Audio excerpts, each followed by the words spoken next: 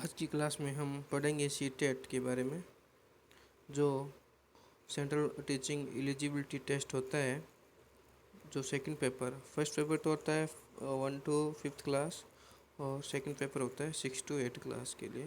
तो अपना सब्जेक्ट पढ़ेंगे SST सामाजिक अध्ययन।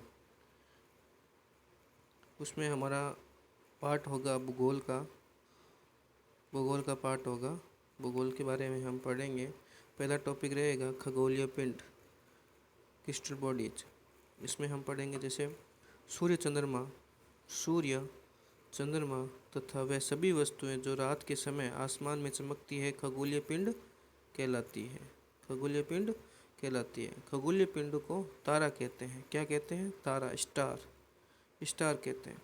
सूर्य भी एक तारा है क्योंकि वो खुद के प्रकाश से चमकता है। तारों के विभिन्न समूह द्वारा बनाई गई विविध आकृतियों को नक्षत्र कहते हैं। तारों के विभिन्न समूह द्वारा बनाई गई विविध आकृतियों को, जैसे कि अभी बताता हूँ मैं आपको। जैसे ये तारे हैं, इनके द्वारा ये विभिन्न आकृतियाँ बनाई जाती है। जैसे सप्तऋषि मंडल हो गया वगैरह। ये क्या है? ये आकृतियाँ हैं। ये तारों की आकृतियाँ होती है, विभिन्न आकृतियाँ बनाई जाती है, उनको नक्षत्र भी कहा जाता है। आर्सा मेजर थ्योरी, आर्सा मेजर व बिग बियर ने इसी प्रकार का नक्षत्र है। आर्सा मेजर व बिग बियर इसी प्रकार का नक्षत्र है। उत्तरी तारा उत्तर दिशा को बताता है। जो उत्तरी तारा है, जो अपना ध्रुव तारा है, वो हमेशा उत्तर की दिशा को इंडिकेट करता है। उसको हम पोल स्टार कहते हैं। कौन सा स्टार? Pole star. कुछ खगोलीय पिंडों में अपना प्रकाश व ऊष्मा नहीं होती है। कुछ खगोलीय पिंड होते हैं, उसमें अपना प्रकाश व ऊष्मा नहीं होती है। वे तारों के प्रकाश से प्रकाशित होते हैं। ऐसे पिंड ग्रह कहलाते हैं। ऐसे पिंड प्लैनेट कहलाते हैं। मतलब उनमें खुद के प्रकाश नहीं होता, वे दूसरे तारों के प्रकाश द्वारा अपने को प्रकाशित करते हैं। उपग्रह एक खगोलीय पिंड है जो ग्रहों के चारों ओर उसी प्रकार चक्कर लगाता है जिस प्रकार ग्रह सूर्य के चारों ओर चक्कर लगाता है। जैसे सूर्य है, ये सूर्य है, ये सूर्य है,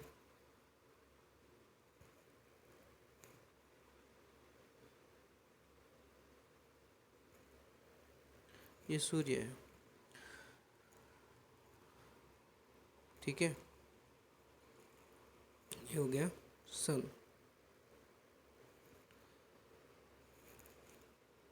उपग्रह एक खगोलीय पिंड है जो ग्रह के चारों ओर उसी प्रकार चक्कर लगाता है जिस प्रकार ग्रह सूर्य के चारों ओर। जो ग्रह होते हैं वो तो सूर्य के चारों ओर चक्कर लगाते हैं, ठीक है।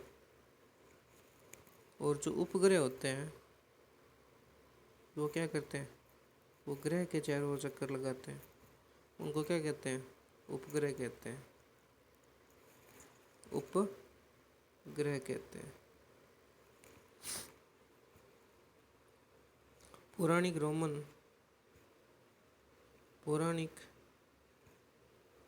रोमन कहानियों में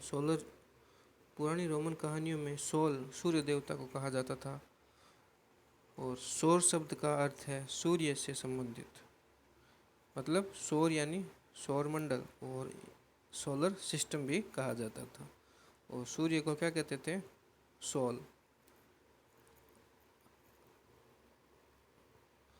आगे का टॉपिक रहेगा आकाशगंगा, गैलेक्सी। तारों वाले खुले आकाश में जो सफ़ेद चौड़ी पट्टी दिखाई देती है अपने को, जब आकाश में चंद्रमा की रोशनी नहीं हो और आकाश में एक वाइट चादर जैसी दिखाई देती हो तारों की, मतलब सफ़ेद चौड़ी पट्टी जैसी, उसमें लाखों तारे होते हैं, उसको हम पट्टी को आकाशगंगा कहते हैं। हमारा सौरमंडल इस आकाशगंगा का एक भाग है। इस प्रकार की लाखों आकाशगंगाएं मिलकर क्या करती है, एक ब्रह्मांड का निर्माण करती है, यूनिवर्स का निर्माण करती है।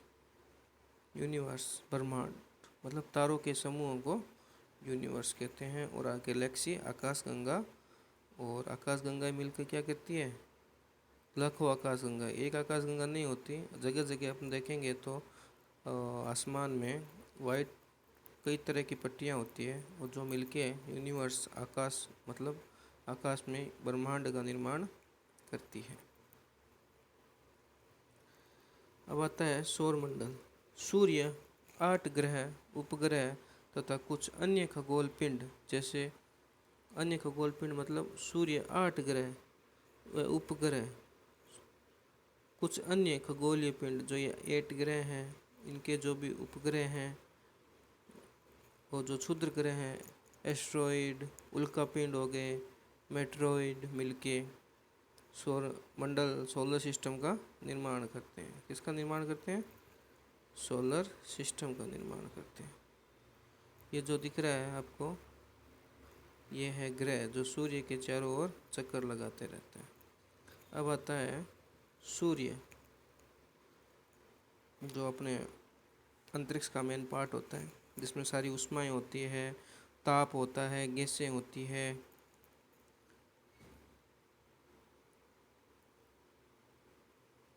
सूर्य सौरमंडल के केंद्र में स्थित है। सूर्य क्या है, सौरमंडल के केंद्र में स्थित है। जैसे ये सूर्य है, इसके चारों ओर जितने भी अदर ग्रह, नक्षत्र जो भी है, वो सारे इसके साइड में चारों ओर घूमते रहते हैं, और ये सेंट्रल में स्थित है, सेंटर में।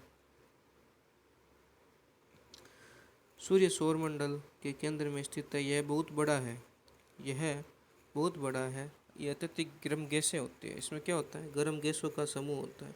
सूर्य सौरमंडल के लिए प्रकाश, सौरमंडल में लाइट किसके द्वारा प्राप्त होती है, सूर्य के द्वारा। और ऊष्मा, हीट, जो हीट होती है का एकमात्र स्रोत क्या है, सूर्य, वो भी सन से प्राप्त होती है। और सूर्य पृथ्वी से लगभग कितने हजार किलोमीटर दूर है, 15,000 किलोमीटर दूर है, 15,000 किलोमीटर की दूरी पर है।